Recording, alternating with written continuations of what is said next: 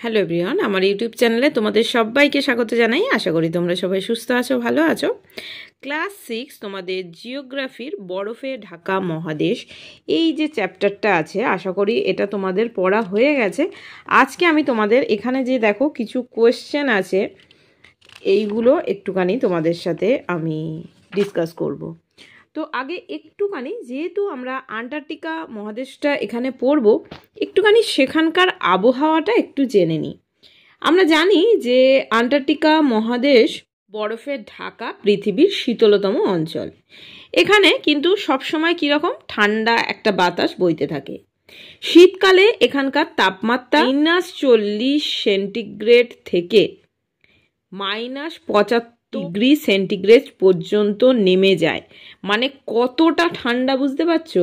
সর্বনিম্ন তাপমাত্রা এখানে হয় -89.3 ডিগ্রি সেন্টিগ্রেড। মে আর আগস্ট মাসে 24 ঘন্টাই কিন্তু এখানে অন্ধকার থাকে, আকাশে সূর্য দেখা যায় না।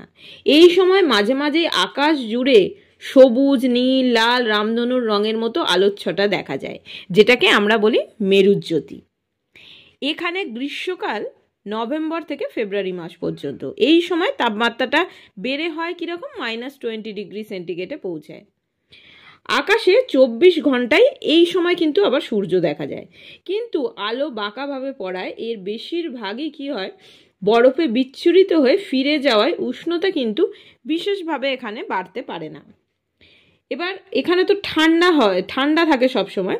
ঠান্ডা হওয়ার কারণে এখানে কিন্তু উচ্চচাপ বিরাজ করে, এবং এই জন্য এখানে প্রায় বলতে পারো তুষার ঝড় কিন্তু এখানে হয়ে থাকে। এবার এইগুলো একটুখানি তোমাদের সাথে ডিসকাস করে দিই। কে সুমেরু বিন্দুতে প্রথম পৌঁছেছিলেন? রবার্ট পেরি প্রথম সুমেরু বিন্দুতে পৌঁছেছিলেন। এবার বলছে দেখো কেমন ছিল সেই অভিযান। এই যে অভিযান, এটা তো একটু কষ্টকর হবে, সেটা আমরা সবাই জানি। মানে এটা তো একটা, এখানে দেখছোই যে মানে কতটা ঠান্ডা, মানে বরফে ঢাকা একটা পথ। এই পথকে অতিক্রম করতে অনেক কষ্ট স্বীকার করে কিন্তু তিনি এই জায়গাটাতে পৌঁছেছিলেন। এবার বলছে দক্ষিণ মেরুতে যেমন বরফ ঢাকা একটা মহাদেশ আছে, সুমেরুতে কি আছে? সুমেরুতেও একটি মহাদেশ আছে, যার বেশিরভাগটাই বরফে ঢাকা। তবে এখানে এস্কিমো নামে এক ধরনের মানুষের বসবাস আছে। এখানে দেখো জানতে হবে তো কিছু আছে। আন্টার্কটিকার পুরো বরফের স্তর গলে গেলে সমুদ্রের জল স্তর অনেকটা বেড়ে যাবে। এর ফলে সারা পৃথিবী জুড়ে কি কি সংকট দেখা দিতে পারে বলে তোমার মনে হয়? এর ফলে কি হবে, পৃথিবীর বহু যে জায়গা, বহু অঞ্চল, নগর শহর ডুবে যাবে। জীব বৈচিত্র্য ক্ষতিগ্রস্ত হবে। সমুদ্রে জলের যদি পরিমাণ বেরিয়ে যায়, সেখানকার সংলগ্ন নদীতে কি হবে, বন্যার জল বেশি ঢুকবে, আর পৃথিবীতে একটা কিন্তু পানীয় জলের সংকট দেখা দেবে। এবার কি বলছে দেখো, পৃথিবীর সুমেরু বা উত্তর মেরু অঞ্চলেও কি জমাট বরফের স্তর আছে? সেই বরফও কি গলছে? হ্যাঁ, সুমেরুতেও কিন্তু জমাট বরফের স্তূপ আছে, সেটাও কিন্তু গলছে। মগজাস্ত্র যে কোশ্চেন আছে এগুলো একটুখানি দেখে নিই। আন্টার্কটিকায় এত ঠান্ডা কেন?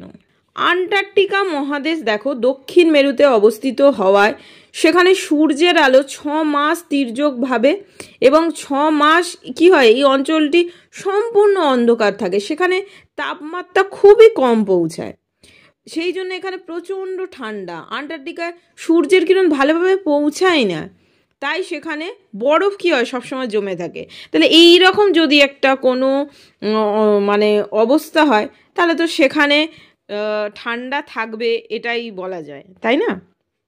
তারপরে দেখো আন্টার্কটিকায় কোনো বড় গাছপালা জন্মায় না কেন? আন্টার্কটিকা মহাদেশ প্রবল ঠান্ডায় প্রায় সর্বত্রই পুরো বরফে ঢাকা থাকে, ফলে বরফের ওপর কোনো গাছ জন্মাতে পারে না। বরফ থাকে সেখানে, সেই জন্য গাছ কি করে জন্মাবে, সেখানে গাছ জন্মাতে পারে না। এবার এখানে দেখো সূর্যের আলোও তো ঠিকভাবে এখানে পৌঁছায় না। গাছ যে জন্মাবে, গাছ যে আমরা যে পড়েছি ছোটোবেলায় সূর্যালোকের উপস্থিতিতে খাদ্য তৈরি করবে, সেটাও কি করে করবে?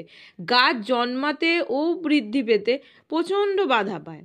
সেই জন্য কিন্তু আন্টার্কটিকায় কোনো মানে গাছ জন্মায়, কিন্তু কোনো বড় গাছপালা কিন্তু সেইভাবে এখানে জন্মাতে পারে না। এবার দেখো, গ্রীষ্মকালে আন্টার্কটিকা সব থেকে বেশি সূর্যকিরণ পায়, এমনকি নিরক্ষীয় অঞ্চলের থেকেও তা পরিমাণে বেশি। বলো তো কেন? তার সত্ত্বেও গ্রীষ্মকালে মহাদেশটার উষ্ণতা খুব বেশি বাড়ে না কেন? এটা কেন হয় বলো তো?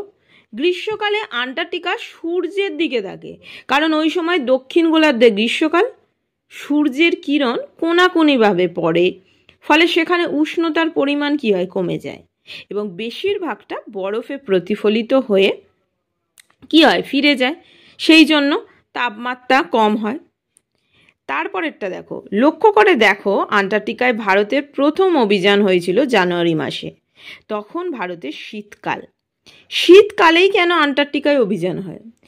ডিসেম্বর মাসে সূর্যের দক্ষিণায়নের জন্য 3 মাস একটানা সূর্যাস্ত হয় না, ফলে আন্টার্কটিকায় উষ্ণতা তুলনামূলকভাবে একটু বৃদ্ধি পায়, ফলে সারাদিন নানা গবেষণামূলক কাজের সুবিধা হয়।